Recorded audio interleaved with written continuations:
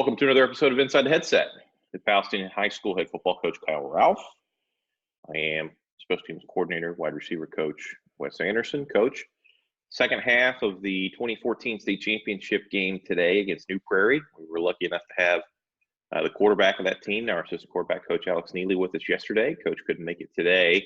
I'm going to tell you, these young kids, we get up early to do these things. It's a little bit of a challenge for them. Yeah, you could tell he was struggling a bit yesterday. Yeah. Still a little bit sleepy when he was on with us yesterday morning. So, I think one of the things that we've done in these that I like the most is we kind of talk about kind of our mindset walking off the field and, what the kids hear from you and from us. But then also kind of some of the things are going around in your head that nobody hears. And I'll say this, speaking as one of your coordinators, I have actually learned things from this, and there are things that you're thinking and things that you're considering and game plan stuff that you just don't verbalize, which is fine. I mean, whatever, but I have actually gotten some insight from this stuff as well. So, kind of walk me through, obviously you've got a big lead here. What is it, 49-20 at the half here in the New Prairie game in 2014? Yeah. So you walk off the field with essentially a 4-touchdown lead. And you have pretty much scored at will. And, you were right down close the two times that you turned it over. How do you feel? What's the plan? I would assume the offensive game plan doesn't need to change because you have just chunked yards. But big picture wise, game management wise, what's the plan from here? Really, again, like I kind of said, I think I mentioned this during the Valpo game. This was the first time I had done this. So, when you fast forward to 2019, so this game was in 2014, but when you fast forward to 2019, this was the first state championship that I'd coached in, especially as a head coach. By 2019, it'll be the fourth. And so the kind of rapid shuffle that happens at halftime was something I was a little bit unprepared for, I guess, is a good way to put it. They've got the police escort, and I mean, I get why they have the police escort for the coach down there and stuff like that. But, at the time I kind of thought they assign a police officer to you when you get down there. So I essentially, from the time that we hit the field for pregame warmups, I have at least one police officer, usually two, that follow me the entire game essentially. And they're there. They're not there for your safety or anything like that. They're more there because they keep you on time and stuff, because there's a lot going on. Normally the officials do those types of things in a regular game, but when they said the police were going to escort me and stuff, I was like, okay, I get it. Like, we've had police walk us around to different stuff before, but they legitimately escorted me. And I remember thinking wow, this is really it's just really strange. And all of a sudden, bam, there's the camera, and they walk you right over the camera, and then boom, there's a camera in your face. And so I do the interviews and stuff, and you're going in, you're coming out of the locker room, you get your interview done, and one's the TV, one's the radio. And I do remember thinking okay, get the interview and stuff done. And then I kind of spent the time in this game just making sure that what I didn't want to portray to the kids was I'm kind of on cloud nine right now, Yeah. Outside of the two interceptions, I mean, and the one was, like I said at the very end, kind of let the boys call it, and 3 points or 7 points right there. It is what it is. But really what I didn't want to do was come into the locker room and, have the kids think oh, okay, man, coach pumped the brakes here. We can all pump the brakes as well. I mean, I was obviously ecstatic internally that we had just played that well. To think that you're going to score 49 points in the state championship game, period, against that level of competition is not very practical. To think that we had just done it in a half and really had two other possessions that we, didn't produce on. It was just crazy. And so really kind of tried to, in a very different way, kind of recompose myself and make sure that we, came, like I said, in the Valpo game, it was a different way to get there, but just recompose myself and make sure that we came into the kids and did the normal routine things that we were supposed to do at halftime. And obviously told them really proud of the way that they had played and a great first half by us. But, we also had just given up 3 touchdowns. And like I said, this was a team that had averaged well over 40 points a night. And you can see from what we just watched, we had the one play where really one kid makes one critical error and we don't fit a gap up the right way, and they rip off a whatever it was, a 60 or 70 yard touchdown. I mean, we're not incredibly far off from them being able to come back if we stop playing well or stop playing hard or think this game's over. So, went in and just made a couple adjustments to the kids. Offensively, this is probably one of the few games where on offense there was almost nothing that we did adjustment-wise. We just came back out and pretty much said we're going to keep executing the game plan. Made a few tweaks here and there just to make sure our blocking stuff was tightened up. But, really just kind of kept the kids motivated. And really the message essentially was just, guys, look, you're 24 minutes away. You've worked unbelievably hard for over a year, from the Columbus East loss of 13 to get yourselves to this point right now. You've put in such an unbelievable amount of work to be 24 minutes away from really the ultimate reward. Let's finish the job. You've put yourself in a position here to be a state champion. Let's go out and get the job done. And that's really all they needed to hear. And again, this was a great group. It isn't like they needed to hear that, but boy, being that close for the first state championship in school history, I think it was just a nice little reminder of we've never pushed the brakes and we're not going to do it right now. We need to finish the job. So that's that's going to lead me to my next question. Just knowing you the way that you are, how much actual fun did you have in this third quarter? Any? No, not really. That's what I thought. Yeah. That's what I thought.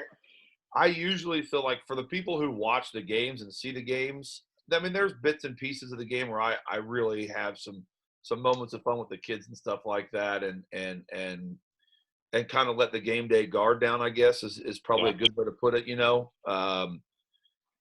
But yeah, in a state championship game like this, the intensity is usually just through the roof, and really you've got to keep the foot on the gas. Again, it's not that the points that we scored is something that I was personally trying to do. It's just a product of the fact that we really were clicking. But when, like, if you come to a game, when you see me take my headset off, that's when what I'll usually do is I'll let the assistants start calling plays. You've called plays before. Jeremy's called plays before. Alex has called plays before. And I'll give you guys the reins in the, late third or fourth quarter to do those things. You guys have earned that stuff. And I think it's fun for you guys to do those things. So usually when I take my headset off, in the course of a game, that usually means that I've kind of taken my hands off of everything, and I'll go down the sideline and have some nice moments with the kids and stuff. So in this game, it's a little bit different. I still do have those moments with the kids and stuff, but again, there were a lot of things you're going to see at the end of the game here. We start subbing some kids in, and what I wanted to make sure of at the end of this game is, I stayed on the headset because I wanted to be sure that all of our seniors who had put the time and the work in got to play in this state championship game. It was important to me. And so what you're going to see later on as this game goes on here, we actually lost a kid to injury here at the half. He'd hurt his back. So we're gonna sub a senior that was a backup. We're going to sub him in. So he's going to play quite a bit here. But as it hits the fourth quarter, you're going to start seeing different kids start to trickle in at each position. And most of those kids are seniors. And a lot of them, we had a really good senior class, obviously. We had a really, really good junior class as well. And we had a couple of really talented sophomores. So what you're going to see is some of these seniors, and they really hadn't played a lot of football for us, but they had played scout team. They'd done a bunch of great stuff. And, you know, it was hard because as a senior, you know, you want to play, but this was kind of one of their moments. So there were two things late in this game where I had kind of let the guard down. Like you said, I mean, the third quarter for me was pretty much full of intensity. When the fourth quarter, we had pretty much sealed the deal. It was more about making sure that we get these kids into the game and making sure that we also kind of pay off some of the kids who have done some stuff for us into the game.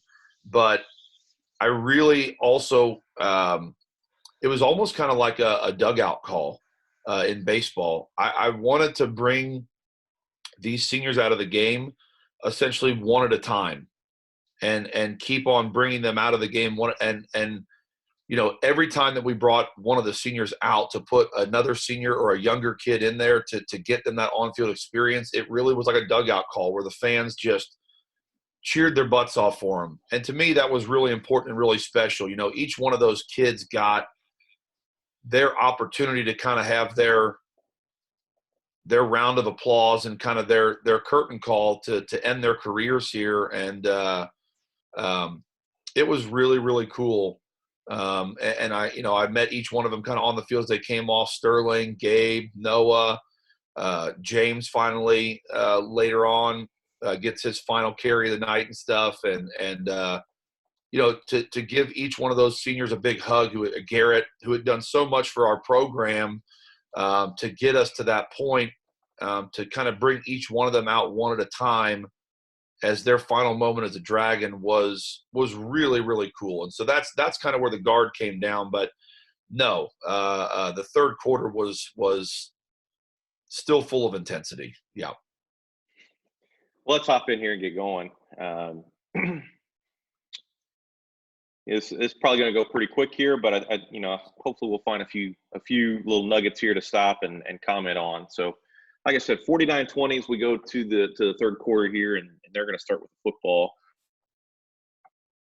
You know, one thing, if you pause this, that you know, it's and you've done a great job of continuing this, but you know, when you look at the things that we do on special teams here, and this has always been my philosophy, and the special teams coordinator before you were here, he had to move on to more things in his professional life, but JD Hill was the same way, and I'll tell you what, I mean, you look out here at our kickoff team, and it's Duke, it's Joe, it's Brickens, it's James Young, it's Sterling, Noah, Chaz is out there, and then one of our kids that was just an unbelievable senior worker, Jeff Wilcher, I think, is on this team. That really kind of earned his way out here just by being a tremendous effort kid. I mean, all the dudes are out here. This has always been such an integral part of what we do. And, you know, 2013, when I first got the job, it was no different. It stayed that way all the way through 2019. But our best players play special teams and are expected to play really well. So I just saw all their numbers sitting here on the screen. It reminded me of that. So go ahead and roll it.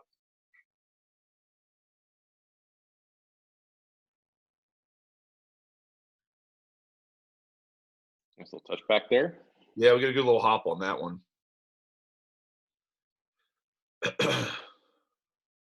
So back in the spread here, so a little quarterback power there. Yeah. Yeah, their shotgun stuff had been pretty good. They hit us on that one kind of trappish play early, and we're going to get like a little bit of that power lead here, like, you know, that wing ISO combined with the power, and they're just going to overload one side. They actually in the first half too, they lost their big D1 offensive lineman. He actually broke his ankle in the first half there. So that certainly had probably impacted some of the things they wanted to do. They really leaned on that kid pretty heavily for a lot of stuff. But, you know, you never want to lose a kid in a championship game. We just lost a senior as well here in this game, and then they lost one of theirs. I mean, that's just – your heart goes out to those kids. Boy, he was a great player too, that offensive lineman they had. He's a big boy. 3rd and looks like a couple of feet here. Yeah, same thing. We don't fit our gap right here. We make a mistake at the bottom of the screen.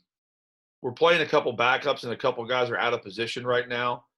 Like I said, with that one kid getting hurt, so we end up having to sub somebody in and then move somebody over. And what we get coming right out of the gate, no matter how many times you draw stuff up on the board, when kids are having to play out of position because of injury right now, it's never going to be very sound. And we get held here, which doesn't help, but we also get essentially 2 of our defensive linemen do the wrong thing, and that's pretty much going to doom you. But those are also 2 guys that are playing out of position right now. So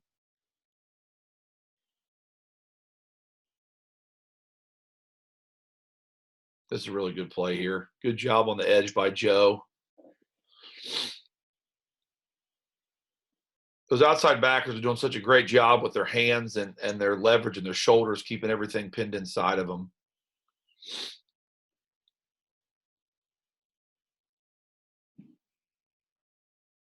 Big fumble. Yeah, great play here. So we get a big fumble. Sterling trips and falls. This could have been a defensive touchdown. We get a really good play, though, off of our guys up front here, and then Joe does a really nice job, and he punches that ball out with that backside arm, and Sterling picks it up and goes for the scoop and score, but forgets the score part of it. So, but we got the ball back, which is huge.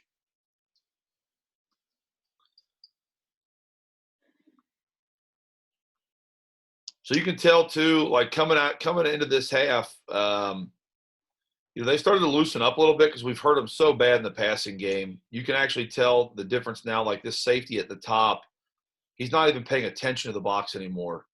They really haven't changed their coverage on the outside. I know I said this yesterday, and Alex had kind of mentioned it as well, but the big part about our game plan that ended up happening for it, you can kind of let this roll, but the big part about our game plan that ended up happening for us is, when we got ahead in the plan, we stayed ahead and we were really far ahead. Like I just don't think they could make enough adjustments to make it reasonable. So, this is another one, like I just pointed out, like that safety now is doing what you can see here at the bottom. They're essentially playing 4 over 3 because that safety on the NFL hash, on the NFL's left hash there, the one, right there, he's not even looking at the inside anymore because we hurt them in the passing game so much.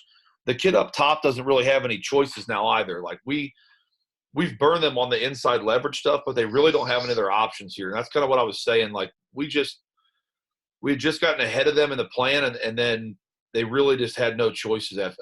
They just couldn't catch back up. So we come back and run trap right here, run it pretty well. Talk about your adjustment here. I know you mentioned in the first half of this that you I assume you went in at halftime and made the decision to what we call log it, but explain the adjustment here.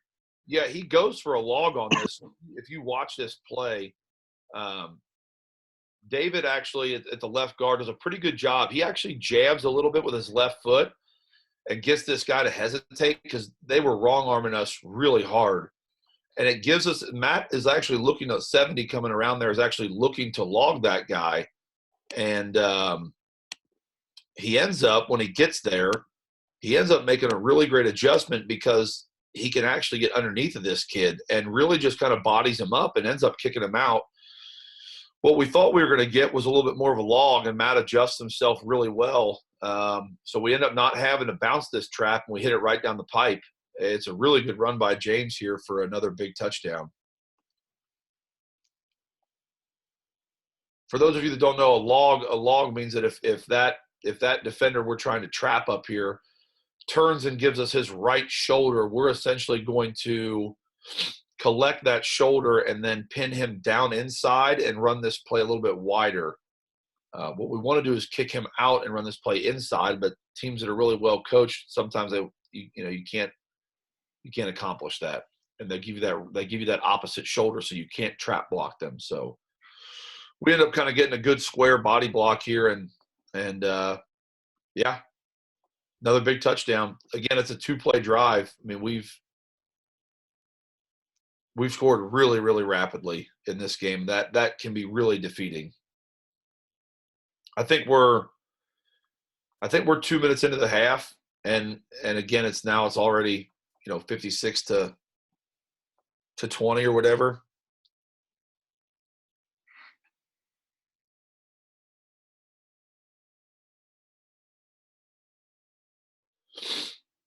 The kicker in this game, here's a little fun fact for everybody. You can let it roll here, but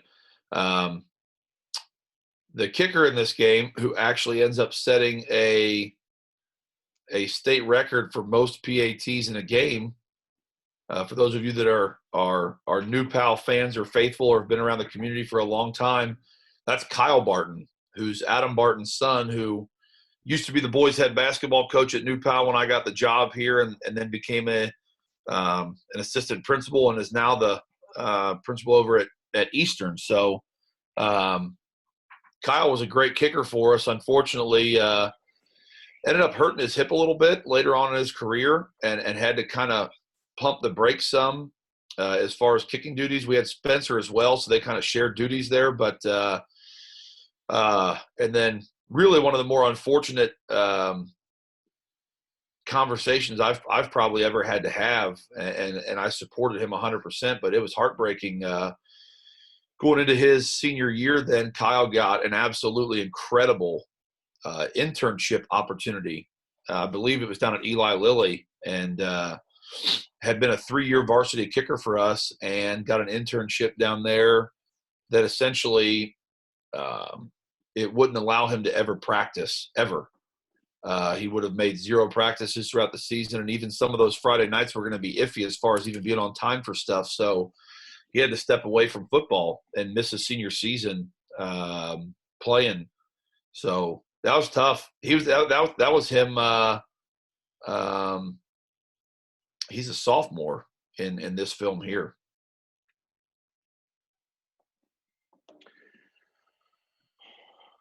All right. So we're back in the single wing here. Oh, double pass. Yeah. They come out with a little bit of trickery and get us on this one. We just get sucked up way too far here, and we just lose track of essentially our responsibilities. Nick's just got that's Adam in the middle. Adam in the middle of the field just got to open up deeper and see this. He gets his eyes in the backfield in the pass too much, and yeah, and they essentially run one right by us here. The only thing better than Y pop is double pass Y pop. Yeah. Yeah. Coach Buchanan calls it the greatest play in football.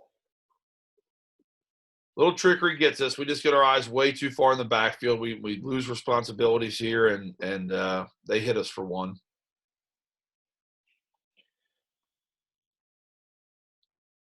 My guess is the demeanor right here. This is not going to be a very positive conversation that's going to happen with Mr. Brickens. The headset's off. We're not pleased. Nick's it's Adam at it's Adam. Yeah, it's Adam at free safety. It's again, a reminder to refocus. It would have been Adam as a sophomore, correct? Or Adam is a sophomore. He was a sophomore at the time in this game. Yeah, again, just a reminder to refocus. We get a good jam on him, but then Sterling also doesn't hit him here, and he should. But Adam, we're playing cover 3. Like, his directive was to backpedal at all times, and he doesn't. So we give up a big one here. A little wishbone look right there. Yeah, we're getting a lot of stuff here. I mean, it's pretty much just a little bit of an offset bone, honestly. Mhm. You're going to get a lot of stuff. And this was, again, where they had been so good is down here in the red zone. They had just been absolutely lethal. It's hard to stop this offense in general, but it's even tougher down here where, boy, they could just keep mashing it right at you. There's a tackle wrap again, looks like. Yeah, from the gun. Yeah, that little power lead play, that insert, and then there's the pull. Mhm.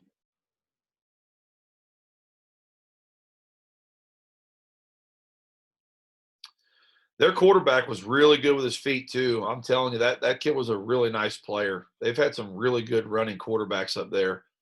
So this is a huge stop here. This was such a this is kind of one of those things where you've talked about a couple of times where so much goes into something that seems so little. This was one of their kind of quote unquote answer plays when teams were chasing, and we knew this was coming at some point. They haven't done it yet.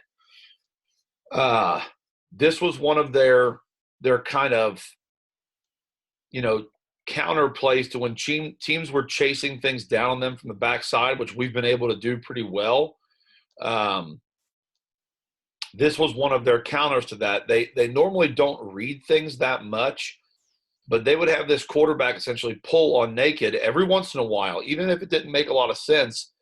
He would predetermine pull the ball and just test you. Mhm. And I'm telling you, I think one of the games that we have watched, this team kept crashing and crashing and crashing on them, and he pulled one for like 80-something yards, and I mean just burned everybody. So we had practiced all week about our outside backers having to stay disciplined. They had a lot of jobs to do. This is just such a great play by Noah to stay disciplined, play the outside, chase this kid down, and make a big tackle for loss here. Just a tremendously disciplined play, and something we had practiced throughout the week. And again, it, like those Tuesday practice, it had given us a little bit of trouble. But after we'd corrected it and they'd seen it by Wednesday, we were really tight on this, and it never fooled us again for the remainder of the week. And here we are in a huge spot making a big play. So that gives us the ball back, which is big. I mean, that was a red zone stop in 4 plays there. James with another huge run off of another broken tackle. Great blocking downfield. Again, this is the demoralizing part of this stuff that happens. Like, they come out, we stop them, they hit a trick play, momentum swings their direction, they get the ball to the edge of the red zone, and then in four plays we hold them to negative 7 yards, and we get the ball back. And on the very first play, we just run standard zone read. James breaks an arm tackle, and we run the ball for another 60 yards. I know we talked a little bit about this. I think that was in the Center Grove game that we did, where we talked about how the alignment of him can affect the quarterback's pull or give a little bit. Yeah, that was their decision. Yeah, that was their best defensive player too, outside of the Weller kid who's playing safety. That kid's the Division I kid out there. Mm-hmm. So he's already inside eye on us. He hard spikes. Probably just not going to get him. I mean, let's just be honest about it. It's going to take a monumental effort to dig that kid out. So Alex gets what's honestly probably a pull read here in terms of how the end plays it. But he's not stuck with a great choice if he does pull it, just because this guy's sitting right there waiting for him. So I know we've talked a little bit about RPOs and some of that stuff, but yeah, we had run them a decent amount with him as well. It just wasn't part of the plan this week with how they played. But, his comment yesterday was exactly right. I mean, one of our general philosophies, and Alex does a great job executing this here, is it's kind of a momentum factor and the fact that our running backs are supposed to be really good players. So, if James can't break through this arm tackle and get us 3 yards, he's not our running back anyway. Like, he's on the bench. Mm-hmm. He would not be out there for us. So, if that kid were to somehow get him there, James still would have gotten 2 or 3 yards. He ends up breaking that tackle, and the rest of them are all blocked up by the O-line. And really good job at the bottom by Garrett right there. Yeah. and we get 60. I mean, it's just another simple play executed really, really well. Yep. So, yeah, we're back in business again. Really good stock block right there.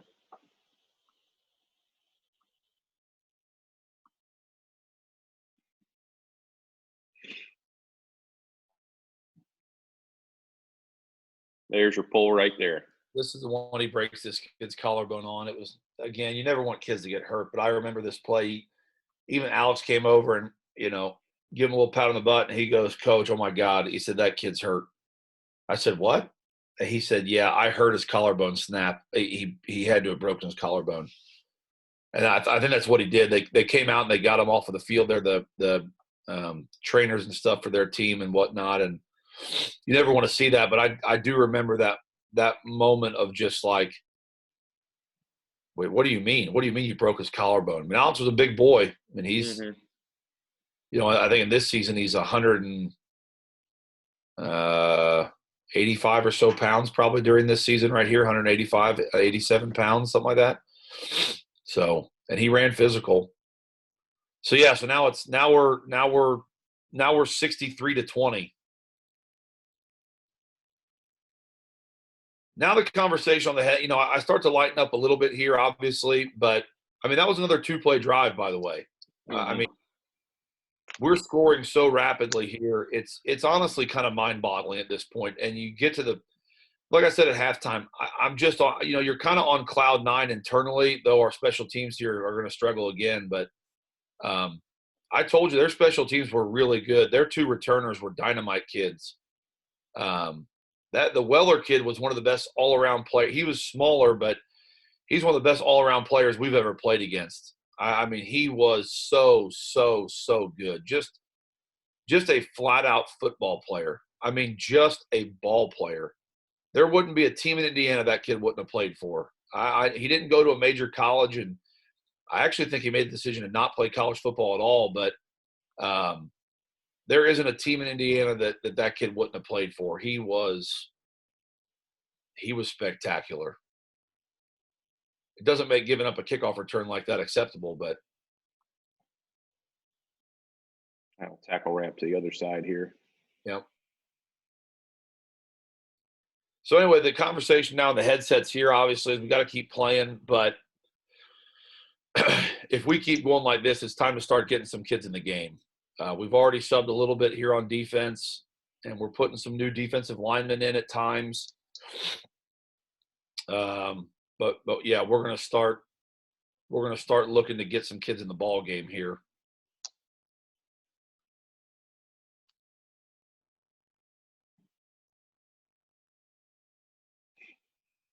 Nice little variant off that. Quarterback this time. That quarterback was a good player. Really, really talented with his feet.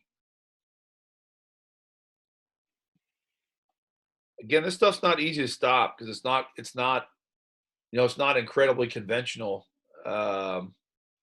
We just get, again, like you said, a little bit of traditional power, traditional kind of power read type look. Sort of. Yeah, we get one of our guys falls down, which doesn't help.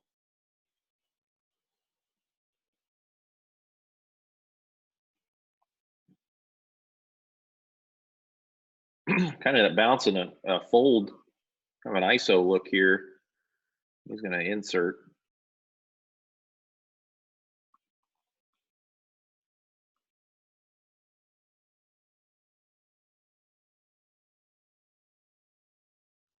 Yeah, I think we don't get a holding call there, but again, at this stage of the game, you're not going to get it, so it's not really anything to complain about. But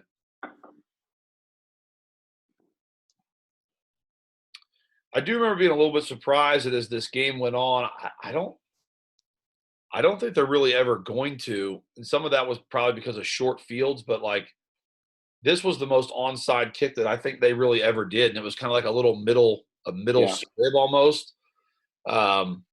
We really had kind of put our hands team out here for a lot of these, figuring if they can score as well, they're going to have to kick onside kick. This is just a little middle hole squib we pick up down there at like the 20-something yard line, but if I remember right, that was the most onside they had ever really tried to do, which I was really surprised by.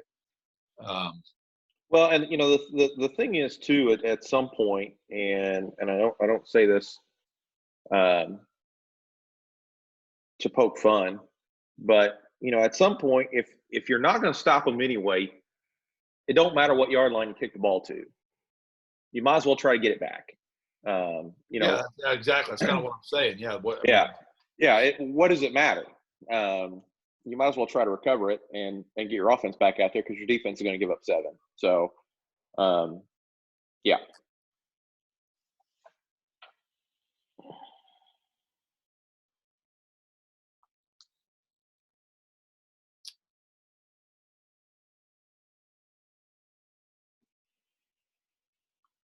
Yeah, we're doing really well up front and everything here. I mean, we've had a solid night just as a general statement, but with them having to make a few changes and stuff now, we're really moving the ball significantly more efficiently, as you can see here. Alex pulls another one here on the zone read and gets another huge chunk of yards for us.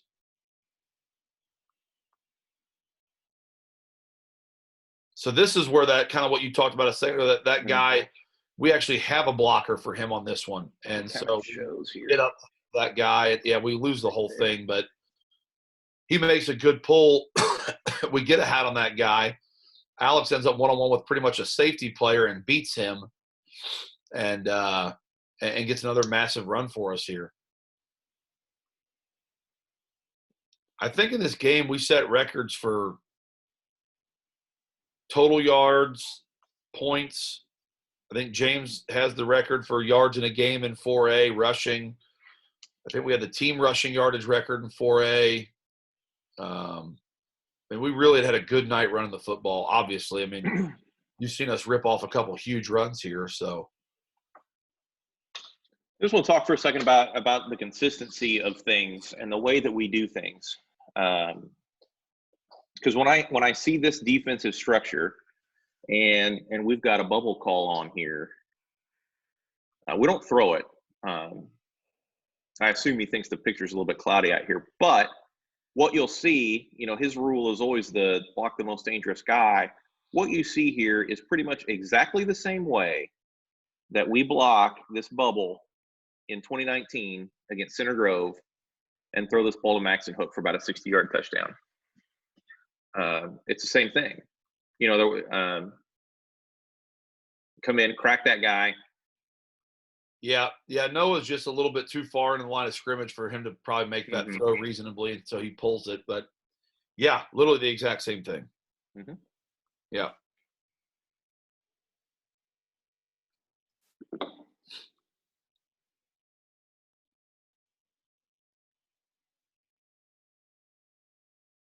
So, yeah, here's a little bit of an interesting tweak here. They've been crashing those backside guys so hard. Now, this is a play that we ran years ago. It's essentially just inverted veer. So we're going to block with the offensive line opposite the direction of the quarterback running back here. And Alex, essentially on this play, the left tackle, who was a senior who's now come in, the left tackle really should go to his right, even though the play is going to his left. The left tackle should go to his right and block this backer. He ends up locking onto this defensive end, so Alex essentially is going to read the linebacker here for the give or the pull on this inverted veer look. If that linebacker were to fit downhill, then he's going to get the ball to James, and James is going to run around wide. If the linebacker fills out, then Alex is going to pull the ball and going to go vertical. We used to run this play, honestly, a pretty fair amount years ago because Alex was a bigger quarterback and really was – he was built like a pretty good running back. I mean, he was, 6'2", and I think this year was 185 pounds. So he's a pretty big kid. So sending him vertically through the box like that was not really a huge concern because he was a big, thick kid that had built himself up in the weight room. So This was just kind of a change of pace play down here in the red zone, knowing that they were just going to keep on just crashing our inside zone. And it ends up being a nice little play for us that gets us down here pretty tight. So this is one a lot of you have probably never seen or even paid attention to, but that's what it is. And we haven't run it for years, honestly, just because, you got to have a quarterback like that to do these things often. So I want to make sure I understand you correctly here. So, I mean, like you said, based on the scheme, what should happen is he should go to him, and he doesn't. Right. So my question is, once this ball is snapped, does Alex realize this and then immediately flip his read to this? Is that what happens here? Yeah. That's incredible. So we had this built into this play that if that defensive end were to crash or get blocked, that you read the linebacker then. And it doesn't happen exactly the way that we've practiced it, obviously, but that guy ends up getting blocked. And so he just switches his eyes to the linebacker really quick. So if that 5 technique were to go inside of our tackle, Alex would transition the read to the linebacker. Again, Alex is a great player. I mean, we did a lot of stuff with him that was really cool. But as soon as this block right here, as soon as the left tackle blocks this kid, he switches his eyes. Like, he knows right now that we kind of have made a mistake. It's not a fatal mistake, but our backup senior left tackle has made a mistake here. And so he just goes with the rules of the play and switches his eyes to the linebacker and makes us correct, essentially. It was something built into the play, but, we get to it in a pretty roundabout way, to be honest. Yeah. And man, now that is still not easy. No. And I think that is certainly a testament to how good this kid is. Yeah, he was really special. And I'll say this too. I'll give him a compliment. And I'll say this. I would say this even if he was here. The next level thinking that he has that I get to see now every day, because he is our assistant quarterbacks coach, and just understand like the way his brain operates in quarterback play, to me, is remarkable. And I personally have never been around a quarterback who's been like that. I've been around some pretty good quarterbacks, but his brain, to me, just functions differently, and at a different speed. He can process information so quickly. And this is a really good example of that, where in about, let me check my clock here. So this ball gets snapped at 6.9. So in 1.5 seconds, catch a snap, eyes on the defensive end. No, that's not my read. Flip to the linebacker. Now I'm watching linebacker. Ball's got to go in the belly. Now as I ride this, now I'm looking, reading. He's going to go. Now I'm going to pull. I'm going to go. And that's 1.5 seconds. So all that stuff happens. That's really hard. It is really, really hard. And that's really good by him, in my opinion. I mean, it's really, really good. Yeah. Yeah, he's going to be a heck of a coach. I'm glad to have him on the staff. He's one of the most talented young kids, coaching-wise, I've ever been around. So we get back down here to the red zone, and they're going to really pin their ears back here. Again, some of our substitution stuff, we start to really struggle. We get blown up here at guard. We miss a block at tackle. They really pin their ears back on us here.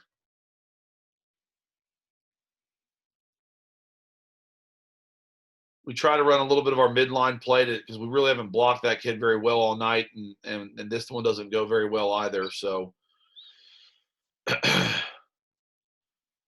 just a little bit of a variation here, and we just get a little bit of a muddy read and just kind of surge it forward back to 0, honestly.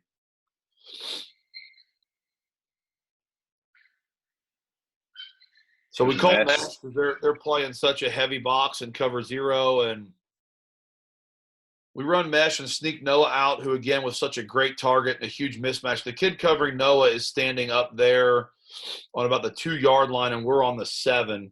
And with as heavy a box as they were playing, this was really just a simple call. Run him underneath the backers here, essentially pick the guy covering him with their own players, and sneak Noah off underneath. I mean, it's really a pretty easy touchdown. We like this one quite a bit inside the 5. Something we call quite a bit. Let me think. This year we hit one at Kokomo, probably about the 10 to hook. Last play of the half against Franklin Community was this. Was this same play? Yeah. Yeah, at least some variation of it. Yeah. Yeah. I mean, it's great against teams that play 0 or 1. I mean, it's tough to cover. We run against teams that play zone as well, and that's fine. But when you know the teams are going to be playing you in cover 0 or cover 1, it's one of our best routes that we've got. So, yeah, this is point number 70.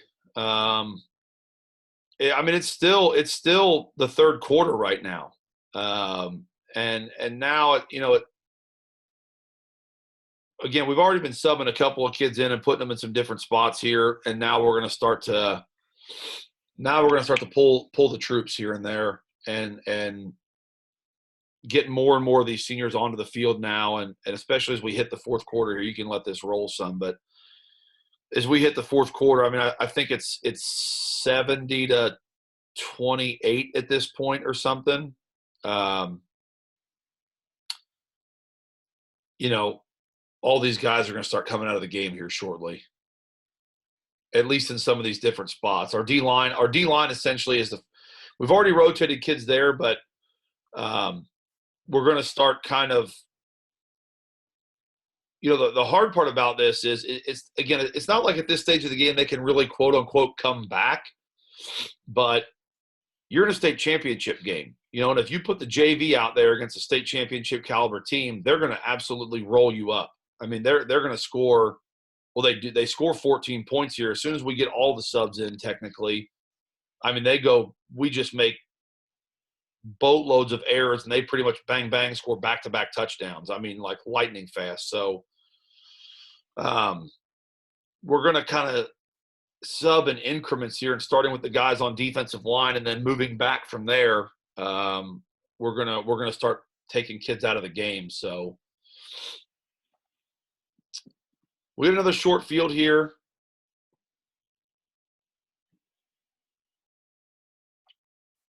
Fumble. Yeah. And turn the ball over.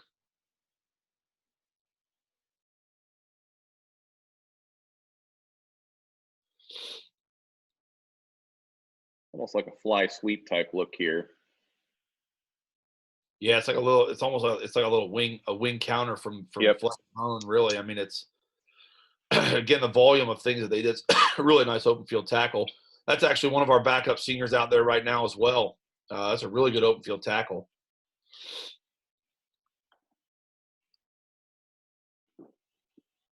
Something happened there. I don't know what it is, but it appears we have tackled the ball carrier. We've moved some personnel around again. I think Nick is now back at adjuster playing deep middle. One of our seniors, I think that's Kyle at the bottom of the screen now. Again, we started to sub some players, and it's actually kind of nice to see them out in here again and playing. But, yeah, there's another backup down there in the middle.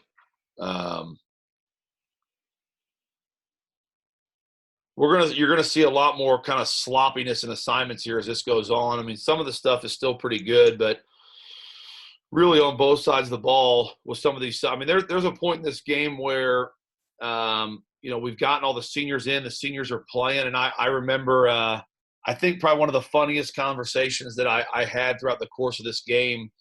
You can even see like our guys didn't line up right down up there at the top because they hadn't been in the game and playing, and Nick had to run over and tell them how to line up the right way. So, one of the funniest conversations the entire game.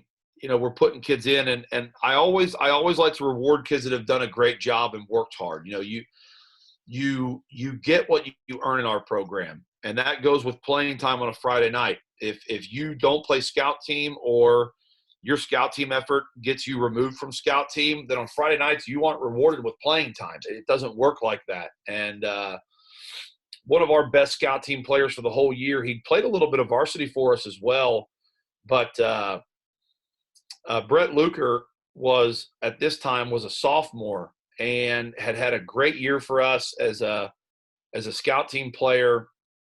And again, like I said, had played a little bit of backup time on varsity. But he was like, I mean, he was about a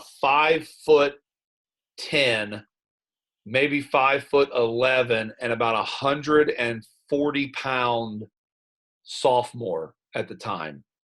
And again, I wanted to reward some of the kids that had played for us at this point. Giving up points here, I didn't care. I mean, we've got 4 backups in right now at least on the field, and we're not going to play great here, so they're going to score. Mm-hmm. But there's a point in time where I put Brett, and I wanted to put him in, but I couldn't put him at other positions because I had a bunch of those seniors in there, and I wasn't going to take a senior out of this game, essentially. Like, this is it for them. They're never going to play. Some of these guys are never going to play football again for the rest of their lives. So they're going to finish this. And I put Brett at will linebacker and you know Brett. So at 140-pound sophomore in a state championship, who actually doesn't play linebacker. He played receiver and then free safety. And I mean, he looked at me, and his eyes were the size of a pie plate. And he, Coach, I don't play linebacker. Yeah, I know, Brett. I know that. What am I supposed to do? Well, it'd be great if I put you in there and you went to try to find the ball and tackle it. I don't even know how to line up. Just go stand there behind the defensive tackle in front of you and go play. Do you want to play in this game? Yeah. Well, then go out there and have some fun. And I mean, he walked onto the field. I mean, he was so confused and so, you know, and I just remember, like, all the seniors were standing there kind of around laughing and you know, giving him a hard time and just cracking up. And then Sterling's down there and trying to give him, like, some quick tips on how to play it. And it was one of the funnier moments, I think, of this game that nobody outside of a couple of us know that had it even happened. But, yeah, I mean, we've got some guys way out of position here. Is this still James here at tailback? Yeah, James is pretty much going to fit. I mean, James was the only senior running back we had. So I really was – again, he'd had such a great game. This was a signature game for him. I pretty much let him finish this one out. And Chaz, who was our senior starting corner and the backup quarterback. So Chaz is in the game as well now. You know, and this is kind of one of those things we get down here. James has this big run, and then you know, Chaz was a great kid. He'd had a great year for us, and we're going to pay him off in a second here and get him a touchdown in the state championship game. James has already had his fill. So we get this one real close, and then I purposefully call a quarterback tag on this so Chaz gets to pull this, and Chaz scores a touchdown. So, again, a senior who's had a great year, you know, kind of an unsung guy on a team full of stars and a great team. So, to get him paid off in a state championship like this was great, really special. Get it down here close and purposefully call his number so he scores a touchdown as a senior. You know, we're just trying to do some of those things that make it really special for the kids that they'll never forget. I mean, that, you know, that's a kid who's in a game like this is playing deep third corner and doing nothing almost the entire night because they really weren't throwing the ball like that. And then, you know, he will forever have his name in a state championship box score and that for scoring a touchdown in a state championship. So, yeah, we're trying to do some of those cool things for some of these guys. And it's not like we're trying to run the score up. I mean, we're just not tackling us. I mean, it's nothing we can really do.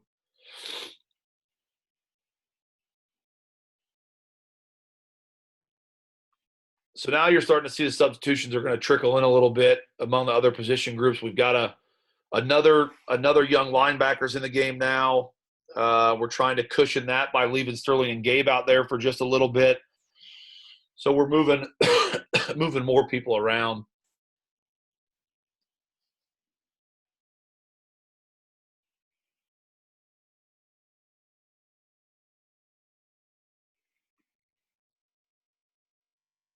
I mean, you can even there was Gabe and Sterling both having to go up and tell these guys where to move because they're all backups, so they didn't do the shift right. They didn't move properly. I don't even think they lined up right on that play.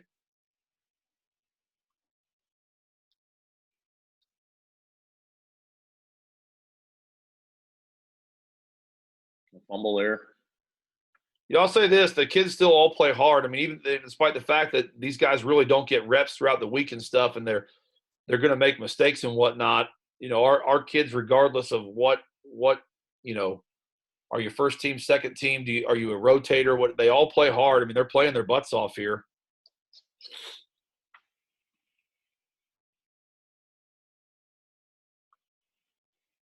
We're going to have one of my most upsetting moments coming up here, though. Oh no. Yeah, I was. So you asked this is kind of funny. You asked the question earlier. Like, how I operate. When did I actually calm down? As most people that have been with me before know, like, I am really intolerant of things like this because you just should know better, and we coach you better than this. Now, these are all backups and stuff in here for the most part. I mean, we've got 8 or 9 subs in on defense right now that are second or third string kids. Some of those seniors were probably a third string player, and we are screaming to get away from this punt. And as you can see, none of them do it because most of them have never been on punt return before in the entire season. And one of the kids that was a backup that had not been accountable here doesn't move and gets hit by the punt and lets the punt hit him. And this is, again, one of those moments where, coach, you're up 77-28, or 35 or whatever it was. I mean, and the game's almost over. I was furious at this because it just looks so undisciplined. And like we just, I'm really intolerant of this stuff. And this got me really upset. I do remember that. And people were like, Coach, hey, it's all right. I'm like, no, it's not. It's not okay. We make the joke a lot. I mean, because honestly, good problem to have. We've been super successful, and we've been in a lot of these situations over the years. Where we put the kids in late, and we make the joke that you probably should just go in and sit in your office, and we'll take it from here.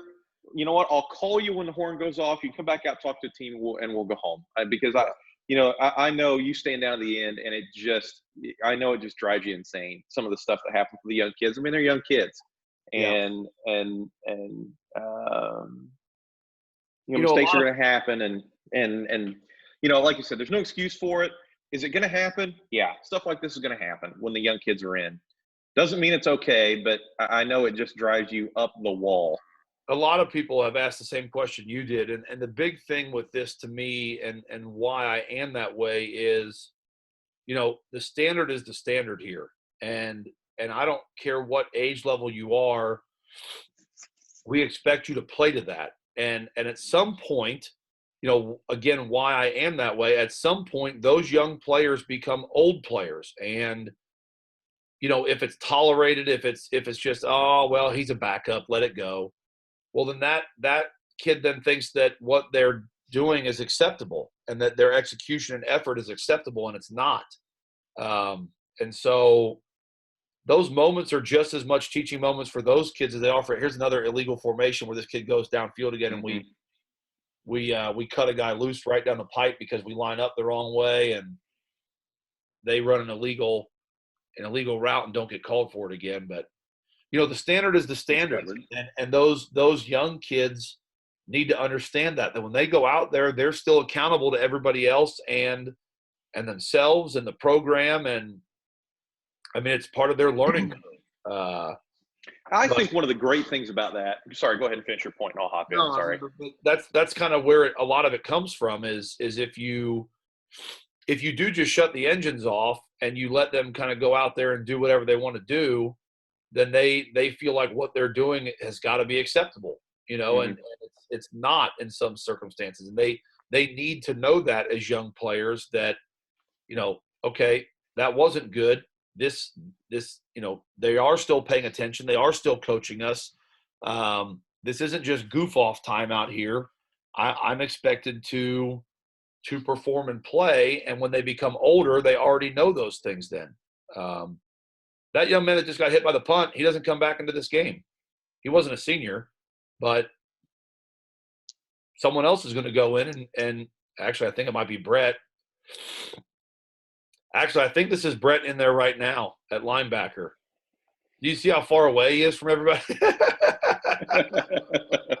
I mean, he had no idea what he was doing. That is Brett. Oh, it was so good. What I was going to say, and I think, one of the greatest examples of, what you talk about when you say the standard is the standard, and everybody knows what it is, and everybody understands that. One of the big things for our defense is earning a shutout. And our kids all know it. In your office, in your classroom, where we do our scouting report meetings and stuff, there's a big whiteboard that has a list of every shutout that we've had in your time here. And one of the rituals, the Monday after we have a shutout on Friday, is the kids get to write that shutout on the board. And there are some of those games where our varsity will come out and we're way up, and the other team's got a 0 on the board, and our young kids will go in and they'll give up a touchdown, and our varsity defense is hot, man. They are really upset at those young kids for blowing the shutout, because it's the standard. And our kids see that shutout board is going to exist forever, and to take one of those off of the shutout board is really upsetting for our varsity defense, because that's just a standard of the program. So yeah, there are times where the varsity defense on the sideline, if we're ahead by a bunch and it's a wholesale and they're all out, they'll come to me as either a small group or a whole group of 11, and they'll say, "Put us back in the game. We're not letting them blow the shutout." And I'm like, guys, that's not going to happen. I mean, it happens a lot. They have that much pride in what they do that they want to go back into a game cold to stop the other team from scoring because they want the 0 they've earned. So we're just going to blow a coverage here and give up a wide open seam, essentially.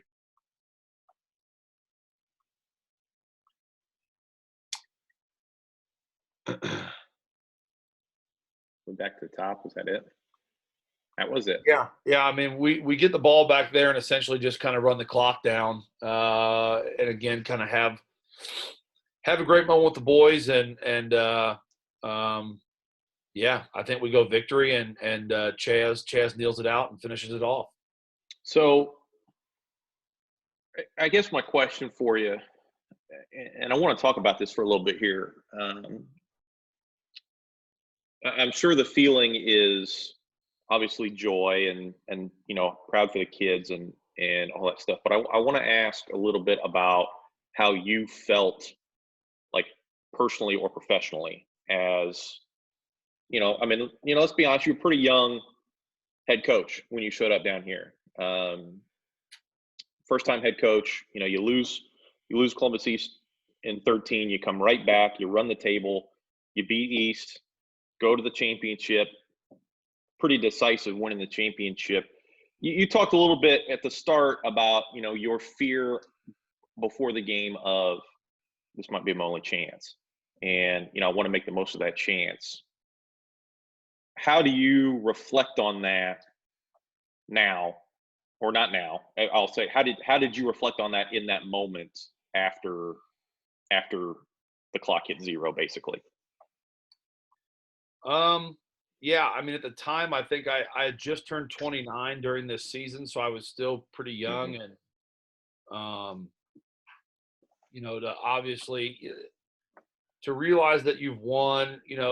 Obviously we were ahead by a whole bunch, so there's a point in time where you're going to win. Try to really kind of soak it in on this, like I said, soak it on the sideline with the boys as much as I could in that moment, and just enjoy, kind of that time with them. It's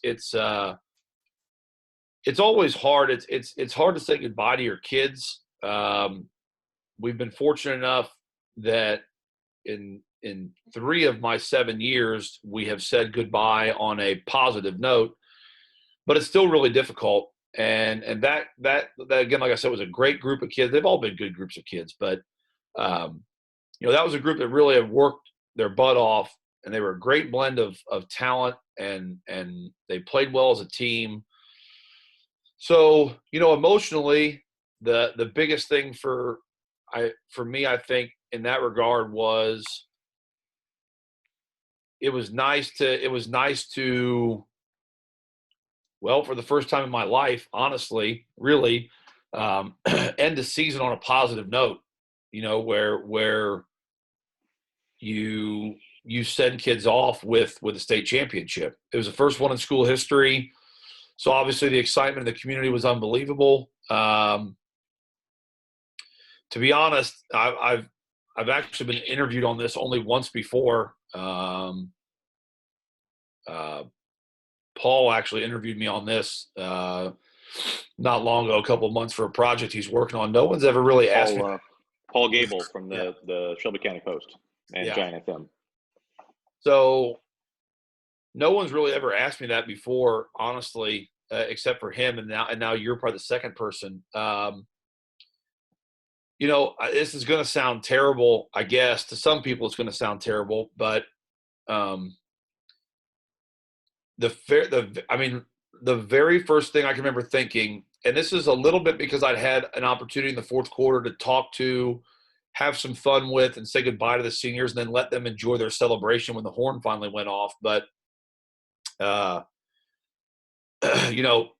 shaking hands and giving hugs to the coaches, it was a huge moment for everybody involved, obviously. And once that cleared and the police started escorting me out to midfield for the coach's handshake,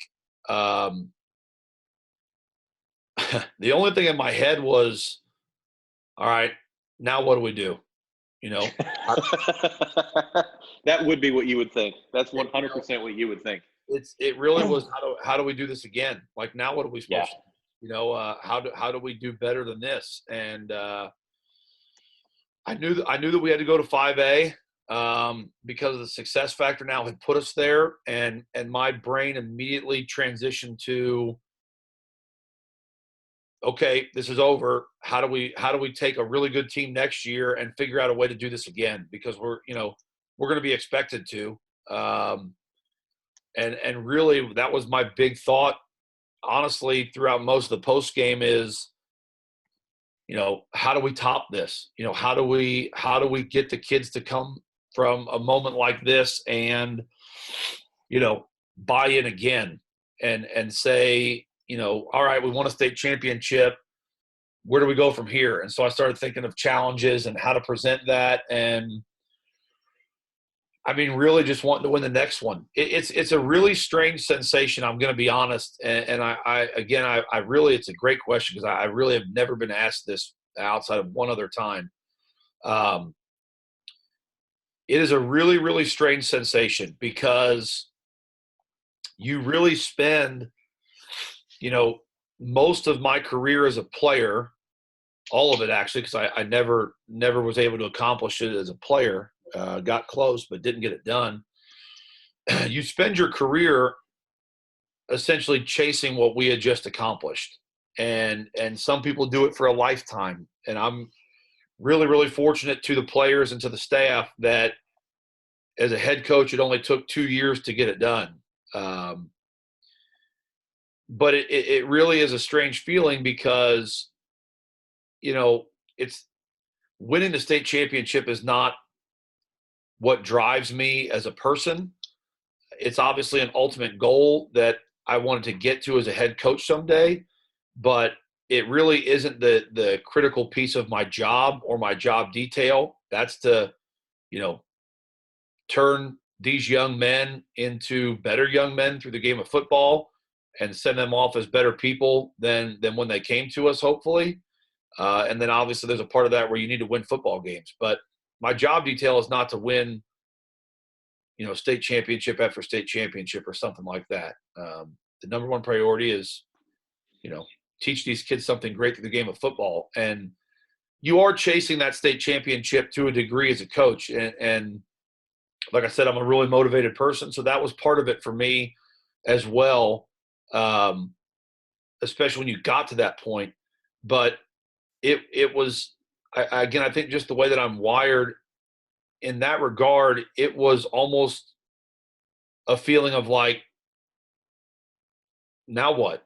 What is there to do now? Now I have to go win another one. or I have to go, we have to go compete in 5A. It was a really strange feeling of I'm not sure. I'm not even sure how to really describe it. It's almost like, that chase was over with, and then now what, Mm-hmm. And I guess I really just transitioned to what the new chase was. And it wasn't meant as a disrespect to anybody or the kids, because I love my kids as much as anybody does. But I guess mentally for me, it was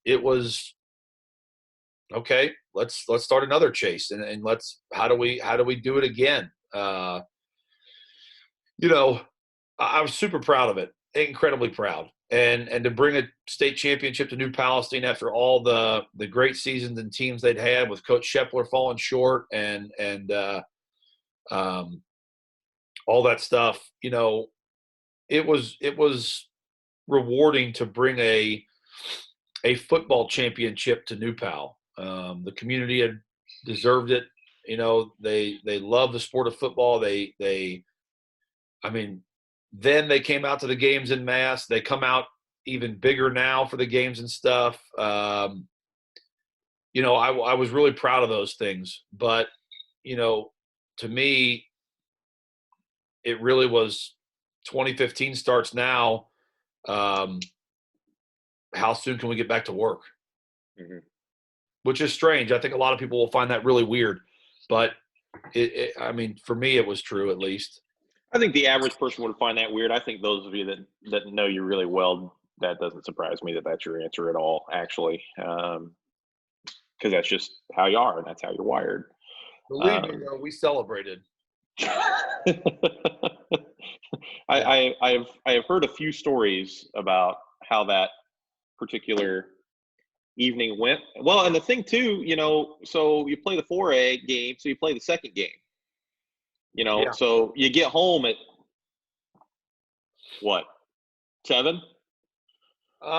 We probably got back to the school after everything. I think probably around 9, maybe. Because you got to get into the. It was probably 9 o'clock or so by the time we got back. We had a little celebration at the school and all that stuff. So, yeah, it's definitely different than the night game. The night game, you may not get back to people when the thing kicks off till almost midnight, maybe.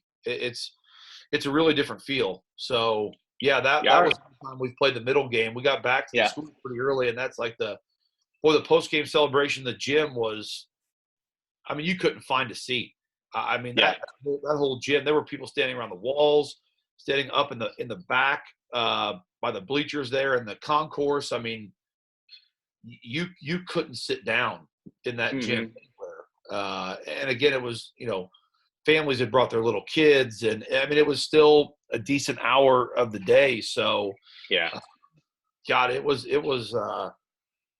really cool. I think that is probably where I probably should go back to that answer. I think one of the things I remember being proudest of is, when we got into the gym and to see all those, literally thousands of fans come back to the gym to celebrate.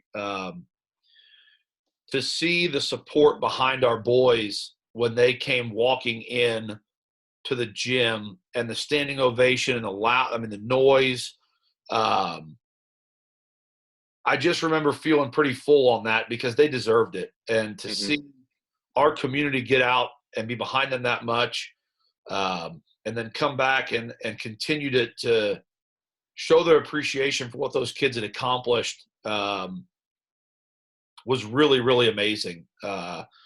And probably one of the more special parts of that night is kind of that celebration in the gym afterwards. And that's, when the guards are completely down, you're taking pictures with the kids, and we've got the state championship trophy back in the building. And